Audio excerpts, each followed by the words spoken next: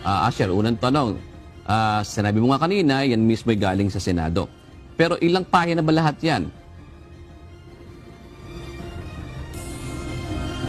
June, sa taya natin, mga nasa 200, mahigit kumulang 200 yung pahina ng mga ito. At sinasabi nga ni Senador Villanueva kanina ay umaabot ng mga mahigit 2,000 yung mga items na nakapaloob dito. Yung pahina naman na ipinirisinta na sinasabi nga ni dating Pangulong Duterte na mga BICAM report na mayroong mga blankong item, ayan ay 13 doon yung nakita natin sa na-post nga rin sa social media page ni Congressman Ungab.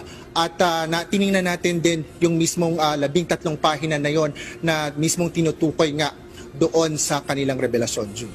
So anong natuklasan mo? Kinumpara mo ba? Magkapareho ba ngayon na may blanco doon?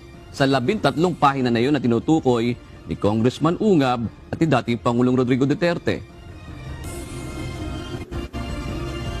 Doon sa nakita natin, doon sa mga dokumentong ipinisinta ni Congressman Ungab at doon sa dokumento nga na nakita natin na BICAM report mula sa Senado na andun yung mga blankong mga items o walang mga sulat. Ito yung mga yung panig nila Congressman Ungab ay hinighlight pa yung mga items na yan na mga blanko. At yun din yung mismong nakita natin, parehong mga dokumento na may mga blankong items na nakita tayo doon sa dokumento ng galing naman sa Senado.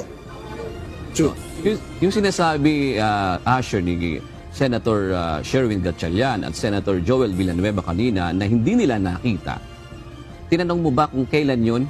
Hindi ba nila, nung lumabas itong balita na ito, hindi ba nila ni-review? Kung kasi may kopya naman dyan sa Senado, di ba?